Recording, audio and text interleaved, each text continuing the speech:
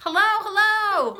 I'm here with Pam Young, and this is a live video. I only did a couple live videos before. I did it while I was in Vietnam. That was a whole story. But the reason I'm doing this right this minute is because, well, for one thing, I'm really excited that I'm here with Pam. And also, we're having a live event tomorrow that you may not know about. And we scheduled it like really quickly. Like we just planned it quickly. Like we do, spur of the moment queens. Who we are. Yeah. And so it's in New Jersey. So if you happen to be in the New Jersey area, I would love it if you could come. It's tomorrow, so you would have to RSVP now. Go to my website, thetidytutor.com, and scroll a little bit, and you will see a place where you can click. We're going to talk about how to really actually make your 2018 goals a reality in your home, in your relationships, in your work, and your body. In your body, yes. Those really four most important things in our lives. Yeah. So we're really excited about doing that. If you have any questions or anything, I would love to answer them. I don't know if at this moment you could actually text in there and let me answer questions. Is that available? One of the things that we're going to talk about, this is like a little handout that you're going to get. Isn't it cute?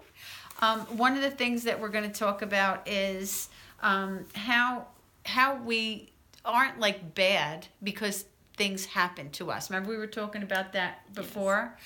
That like, you know how like that whole law of attraction thing, and we think that if something happens and it was bad, it was because I'm bad or I did a bad thing. But in reality, it's just like gravity. You know, gravity just works. Yes.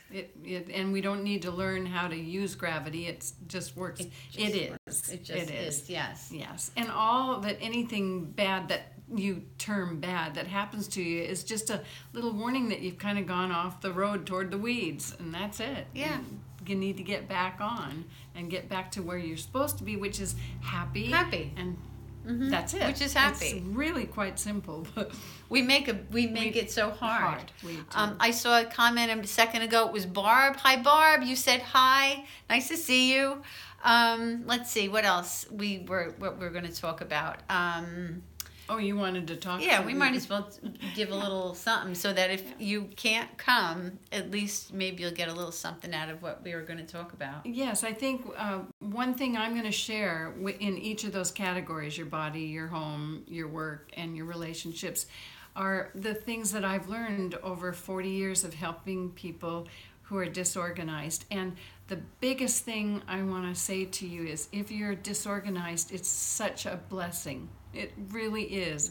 And you've probably had a lot of things happen that had you been organized, it wouldn't have happened the way it did. And so we don't want to, like Kathy said, we don't want to say good or bad. If you're disorganized, I see too many disorganized people apologizing and shrinking and being this, and you need to be so proud that you have the ability to be in a mess because it's a blessing. It is, and that's part of what we're going to talk about as well, that I really want to stop trying to fix you. You're not broken. You're not broken. I stopped a long time ago thinking there was something wrong with me. And now science is coming around to realizing that it is the real innovators, the innovators, the inventors, those who are really the movers and the shakers of the world. They have a messy desk. They have to be creative. You have to be spontaneous. Steve Jobs is one of them. Absolutely. Einstein is another one. Jacqueline Onassis. Jacqueline Onassis was one of them. Who else? We said Einstein already. I think I wrote about 75 people in my book, The Joy of Being Disorganized. I wanted you to feel like you were one of a lovely group of people, and Picasso. And just like Kathy said, because we're disorganized, we will get off on plan B, which turns out to be the better plan. Yes. And the other part of making plans, we need to do that. I mean, yes. I say that the three things are a decision to do something, a commitment to do it. So that means for the right reasons, and a plan. But your plans can often go awry. Mm-hmm. It's like I had plans when we got to New York to go all over New York. My son had reservations at restaurants and where we were going to walk and what we were going to, everything. And we were all excited that's what we were going to do, explore his neighborhood in Brooklyn. And the very first morning, I slipped on a sidewalk and broke my kneecap. And so those plans went awry. And yet, we had the best time. We had such a beautiful time. Had I let it be a bad thing, that it really screwed up everything and I don't get to do what I came to do, I'd shoot myself in the foot again, because that's not what life is. It's being in the now and seeking the best happy feeling you can get now. Yes, and accepting ourselves for how we are. It turns out that there's so much that the organizationally challenged does once they get it together.